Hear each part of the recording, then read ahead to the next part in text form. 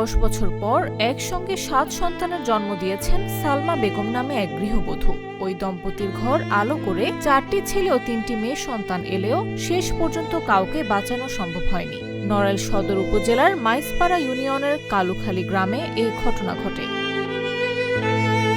বৃহস্পতিবার বেলা 11টার দিকে নবজাতকদের পারিবারিক কবরস্থানে দাফন করা হয়েছে।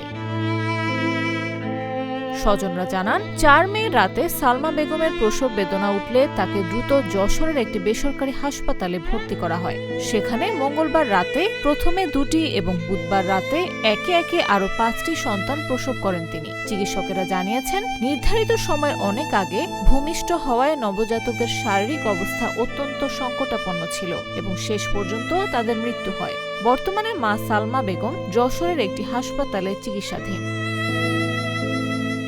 বিয়ের 1 দশক পার হলেও এই দম্পতির কোনো সন্তান ছিল না। সম্প্রতি আল্ট্রাসোনোগ্রাফি রিপোর্টে 6টি সন্তানের কথা জানা গেলেও বাস্তবে 7টি সন্তান ভূমিষ্ঠ হয়। যশোর মেডিকেল কলেজ হাসপাতালের গাইনি বিভাগের সহযোগী অধ্যাপক ডাক্তার ইলা মণ্ডল জানান, সালমা বেগম তার তত্ত্বাবধানে চিকিৎসা নিয়েছেন। সালমার সন্তানগুলো অপরিপক্ক অবস্থায় ভূমিষ্ঠ হয়েছে। সালমার পানি ভেঙে যায়, 5 মাসে 200 গ্রাম করে ওজন হয়েছে।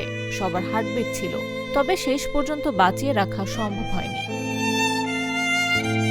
মোহসিন মোল্লার মা জানান, 6টি সন্তানের খবর জানতে পেরে পরিবারে আনন্দের জোয়ার বইছিল। পুত্রবধূর সেবা যত্নে কোনো কমতি ছিল না। 4 মে বিকেলে হঠাৎ সালমার প্রসব বেদনা শুরু হলে তাৎক্ষণিকভাবে তাকে যশোর মেডিকেল কলেজ হাসপাতালে নেওয়া হয়। পরে সেখান থেকে অন্য একটি হাসপাতালে ভর্তি করা হলে মঙ্গলবার রাতে প্রথম সন্তানটি ভূমিষ্ঠ হয়। প্রথম সন্তান আছে, কত আশায় আল্লাহ যা দিতে হোক, ওতে আমরা খুশি না, খুশি আমরা অখুশি না। ওই সাথে সাথে অ্যাম্বুলেন্সে করে হাসপাতালে নিয়ে গেছি আর কি। নেওয়ার পরে এই 2-3 মনে হয় গত সোমবারে নিয়ে হয়েছে আর কি। গত কালকে হচ্ছে যে একটা বাচ্চা হয়, প্রথমে একটা পড়ে যায়, পরে রাত্রির দিকে একটা পড়ে। মেলা চেষ্টা সাধ্য করে বাচ্চা হয়েছে, আল্লাহ দিছে।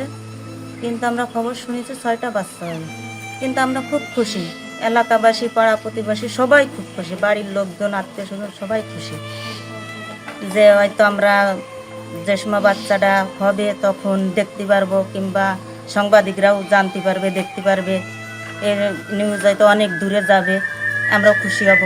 সেই আশা আমাদের অনেক আশা ছিল, কিন্তু এ বিষয়ে আল্লাহ নিয়ে গেছে। কিন্তু আমরা খুব দুঃখিত, খুব কষ্ট পাইছি। নবজাতকটি কিছুক্ষণ পর মারা গেলে মোহসিনের বাবা মরদেহ নিয়ে গ্রামের বাড়িতে চলে আসেন। এরপর রাতে আরও একটি সন্তান প্রসব করেন সালমা। কিছুক্ষণ পর দ্বিতীয় শিশুটিও মারা যায়। বুধবার রাতে একে একে আরও 5টি সন্তান প্রসব করেন তিনি। জন্মের কিছুক্ষণ পর প্রতিটি শিশুই মারা যায়।